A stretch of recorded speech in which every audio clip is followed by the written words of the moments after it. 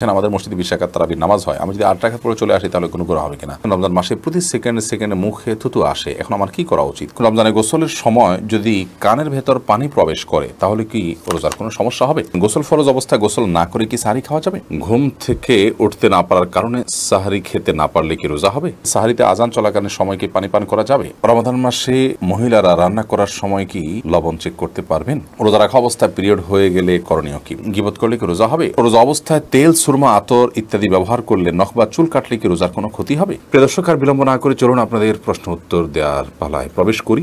এমনি শাহরিয়ার ইসলাম লিখেছেন, রমজানে গোসলের সময় যদি কানের ভেতর পানি প্রবেশ করে তাহলে কি রোজার কোনো সমস্যা হবে?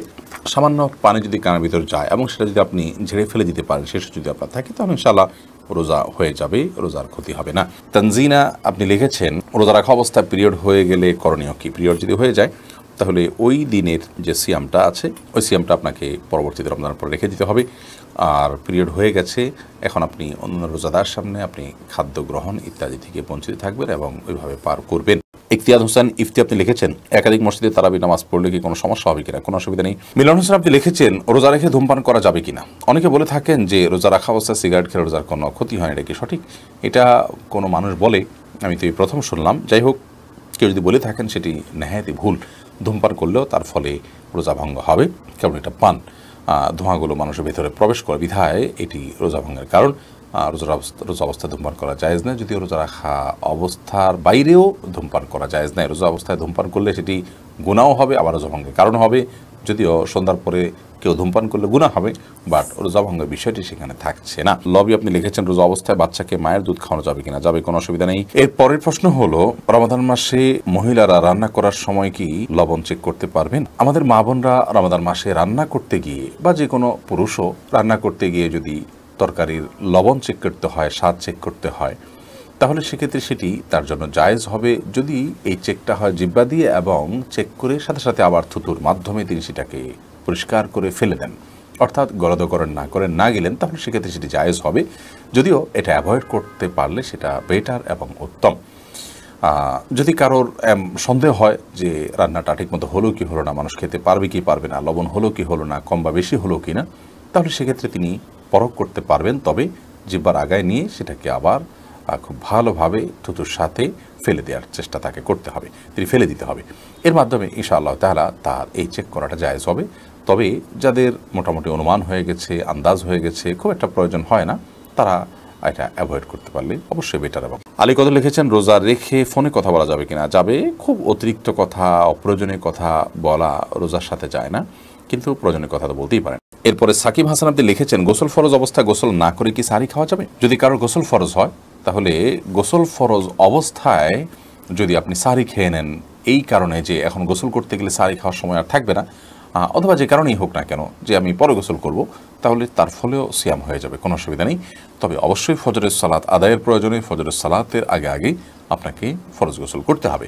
কিন্তু গোসল ফরজ হওয়া অবস্থায়, অর্থাৎ শরীর অপবিত্র অবস্থায় যদি কেউ খাদ্য গ্রহণ করেন এবং সাহরি খেয়ে ফেলেন বা রোজা নিয়ত করেন, তাতেও রোজা হয়ে যাবে, সাহরি হয়ে যাবে, কোনো অসুবিধা নেই। যদিও গোসল করে তারপরে খেতে পারলে সেটা উত্তম, তা বলাই বাহুল্য। এরপরে নীলিমার নীল আপনি লিখেছেন, তারাবির নামাজ স্বামী স্ত্রী জামাতে পড়তে পারবে কিনা? তারাবির নামাজ স্বামী স্ত্রী জামাতে পড়তে পারবে, অন্য নামাজের মতো। স্বামী ইমামতি করবেন, স্ত্রী তার পেছনে থাকবেন, পাশাপাশি দাঁড়াবেন না। মায়ের আদর্শ ছেলে আইডি থেকে আপনি লিখেছেন, স্ত্রীর জাকাত কি স্বামী তার নিজের টাকা থেকে দিয়ে দিতে পারবেন? দিতে পারবেন। স্ত্রীর সম্পদের জাকাত স্বামী দিয়ে দিতে পারবেন, শর্ত হলো স্ত্রীকে জানিয়ে দিতে হবে, স্ত্রীর জানাশোনা থাকতে হবে। তিনি যদি জানেন যে তার স্বামী তার পক্ষ থেকে জাকাত দিয়ে আদায় করে দিচ্ছেন, তাহলে সেক্ষেত্রে তিনি নিয়ত করবেন।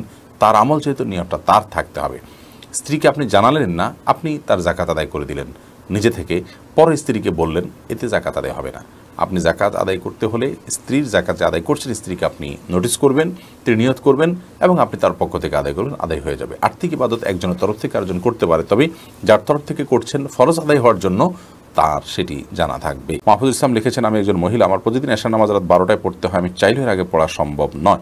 তারাবির নামাজ এভাবে পড়তে হয়, আমি কি প্রতিদিন এভাবে পড়তে পারবো? এর কারণে মাকরু হচ্ছে, বিশেষ করে মধ্যরাত পর্যন্ত দেরি করাটা মাকরু। আপনার অবশ্যই উচিত তার আগে, অর্থাৎ মধ্যরাত যেন না হয়, সূর্য ডুবা থেকে নিয়ে সূর্য অস্তমিত হওয়া থেকে নিয়ে সুবে সাদিক পর্যন্ত যে কয় ঘন্টা হয় এটাকে আপনি ভাগ করে এটার 50% যেখানে হবে অর্থাৎ মাঝামাঝি যেখানে হবে তার আগে আগে পরিশেষ করার চেষ্টা করা উচিত। সেটা হয়তো কখনো 11টা 11:30 হতে পারে, কখনো কম বেশ হতে পারে সিজন ভেদে, কিন্তু আপনার নামাজ হয়ে যাবে, ফরজ আদায় হয়ে যাবে, কিন্তু এরকম দেরি করাটা অনুচিত। এরপরের প্রশ্ন হলো, রোজা অবস্থায় তেল, সুরমা, আতর ইত্যাদি ব্যবহার করলে নখ বা চুল কাটলে কি রোজার কোনো ক্ষতি হবে? রমাদান মাসে রোজা অবস্থায় তেল, সুরমা, আতর এগুলো ব্যবহার করলে রোজার কোনো ক্ষতি হবে না। ঠিক একইভাবে চুল, নখ ইত্যাদি কাটলেও সিয়ামের কোনো ক্ষতি হবে না, কারণ এগুলোর কোনোটাই খাদ্য কিংবা খাদ্যের সাথে সাদৃশ্যপূর্ণ কোনো বিষয় নয়। যদি আপনি রোজা রেখে খাদ্য গ্রহণ করেন, পানীয় গ্রহণ করেন, কিংবা খাদ্য বা পানীয়ের কাজ দেয় বা এটার সাথে সাদৃশ্য হয় এরকম কোনো কিছু আপনি করেন, তাহলে সেক্ষেত্রে সেটি সিয়াম ভঙ্গের কারণ হবে।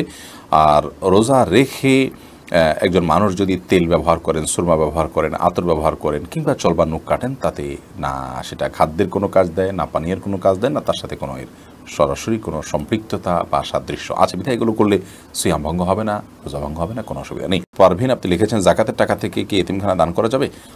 যাবে। এতিমখানায় এতিম গরিব বাচ্চা যারা জাকাতের হকদার আছে তাদেরকে জাকাতের টাকা দিতে পারেন, ওই ফান্ডে তাদের খরচ বহন করা হবে। সুলাইমান মাহমুদ আপনি লিখেছেন, সাহারিতে আজান চলাকালীন সময়কে পানি পান করা যাবে? জি না। আজান শুরু হওয়া মানে ফজর ওয়াক্তে শুরু হওয়া, তারপর আপনি খেতে পারবেন না। যদি আজানটা হয় আপনার তাহাজ্জুদের আজান, তাহলে সেক্ষেত্রে খেতে পারেন। এমনি লাবিব তানভীর লিখেছেন, গীবত করলে কি রোজা হবে? রোজার স্ট্রাকচার হয়ে যাবে, অর্থাৎ বাহ্যিকভাবে রোজা হয়ে যাবে, কিন্তু অন্তর্নিহিত যে রোজা সেটি হবে না, অর্থাৎ রোজার প্রাণ ক্ষতিগ্রস্ত হবে, যার কারণে রোজার মান কমে যাবে, কোনো কোনো ক্ষেত্রে রোজা অর্থহীন হয়ে যেতে পারে। এজন্য রোজা রেখে গীবত করা, অন্যান্য পাপের কাজ করা অনুচিত এবং রোজে বেঁচে থাকা উচিত। চৌধুরী জাকারি আপনি লিখেছেন, আমি ব্যাংকে টাকা রেখে সুদ খাই, আমার রোজা আল্লাহর কাছে গ্রহণযোগ্য হবে কিনা? দেখুন, ব্যাংকে টাকা রেখে কেউ যদি লাভ ভোগ করে এবং সুদ খায়, সেটি গুনাহের কথা এবং হারাম বিষয়। এই হারামে লিপ্ত হওয়া জঘন্য অপরাধ। হারামে লিপ্ত হওয়া মানুষের ইবাদত বন্দিগি, তার দোয়া, এগুলো আল্লাহর কাছে কতটা গ্রহণযোগ্য হবে সেটি প্রশ্ন সাপেক্ষ বিষয়। কিন্তু এর কারণে আপনি রোজা না রাখবেন যে ব্যাপারটি এরকম নয়। রোজা আপনি রাখবেন আর পাশাপাশি হারাম থেকে বেঁচে থাকার আপ্রাণ চেষ্টা করবেন।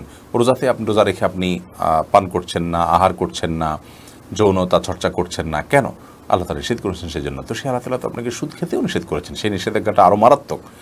অতএব সেই বিষয়টি মাথায় রেখে আপনি ওই জায়গা থেকে সরে আসা আপনার চেষ্টা করবেন এবং অবশ্যই পাশাপাশি রোজা রাখবেন আপনি। ভাই মামুনুর রশিদ আপনি লিখেছেন, ঘুম থেকে উঠতে না পারার কারণে সাহারি খেতে না পারলে কি রোজা হবে? সাহারি খাওয়া কি আবশ্যক? যদি রমাদান মাসে কেউ ভোর রাতে সাহারি খেতে ওঠার সুযোগ না পান, এর মধ্যে ফজরের ওয়াক্ত হয়ে গেছে, অর্থাৎ সাহারি খাওয়ার কোনো সুযোগই তিনি পেলেন না, তাহলে সেই ক্ষেত্রে তার রোজা হবে কিনা? উত্তর হলো, তার রোজা হয়ে যাবে, তার সিয়াম হয়ে যাবে। এবং তিনি যদি কোনো কিছু না খেয়ে থাকেন, না পান করে থাকেন, অর্থাৎ সবে সাদিক থেকে নিয়ে, তাহলে সেক্ষেত্রে আলহামদুলিল্লাহ তার রোজা বিশুদ্ধ হয়ে যাবে।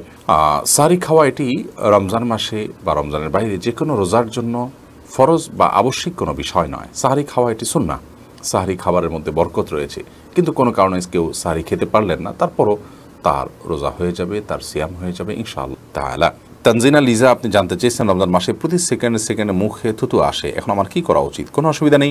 অনেকের খালি পেটে থাকলে থুতু আরও বেশি আসে, আবার ওই থুতুর কথা মনে যত বেশি করবেন তত বেশি আরও থুতু এসছে এটি আপনি জানতে পারবেন, আপনাকে অনেক বেশি পেরেশান করবে। এটি আপনি মাথায় নেওয়ার দরকার নেই। থুতু গিললে রোজার কোনো ক্ষতি হয় না, তবে থুতুকে একসাথ করে ইচ্ছাকৃতভাবে গেলার বদভ্যাস বা বাজে অভ্যাস যদি কারোর থাকে সেটা মাকরু হবে, তাতেও রোজা ভঙ্গ হবে না। বিধায় এটি নিয়ে অরিড হওয়ার কোনো কারণ নেই। এরপরে ইফতেখার ইমন লিখেছেন, আমাদের মসজিদে 20 রাকাত তারাবির নামাজ হয়, আমি যদি 8 রাকাত পড়ে চলে আসি তাহলে কোনো গুনাহ হবে কিনা?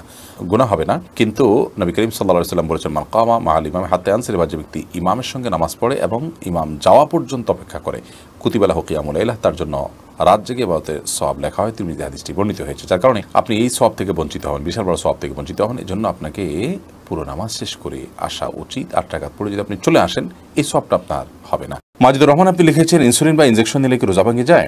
ইনসুলিন বা ইনজেকশন নিলে রোজা ভঙ্গ হয় না, বিশেষ করে যে ইনজেকশন আমাদের চামড়ার নিচে বা সামান্য মাংসপেশিতে যায়, যেটা আমাদের পাকস্থলিতে যায় না, খাদ্যের কাজ দেয় না, পানীয়ের কাজ দেয় না, খাদ্য বা পানীয়ের সাথে সাদৃশ্য হয় না, সেরকম ইনজেকশন যেটা শুধুমাত্র আপনার চামড়ার নিচে ইনজেক্ট করা হয় কিংবা আপনার মাংসপেশিতে ইনজেক্ট করা হয় এবং সেটাতে আপনার মেডিসিন থাকে সামান্য পরিমাণে, বা যেখানেই হোক ইনজেক্ট করা হয়, সেটা পাকস্থলিতে অন্তত যায় না। তো এই ইনজেকশন এবং আপনার ইনসুলিন এগুলোর কারণে রোজা ভঙ্গ হবে না, এটাই বিশুদ্ধতর মত এবং সংখ্যাগরিষ্ঠ উলামা ইকরাম, আরব আজম সবারই মত বলতে গেলে। সেই হিসাবে টিকাও এটা রোজা ভঙ্গের কারণ না, টিকা নিলেও রোজা আপনি থাকবে আপনার রোজা। তবে যেই ইনজেকশন আপনার খাদ্য বা পানীয়ের কাজে, ধরুন গ্লুকোজ আছে, এরকম গ্লুকোজের যে স্যালাইন আছে যদি আপনি গ্রহণ করেন, তাহলে তার ফলে রোজা ভঙ্গ হয়ে যাবে, কারণ এটা খাদ্য এবং পানীয়ের কাজ দিয়ে থাকে।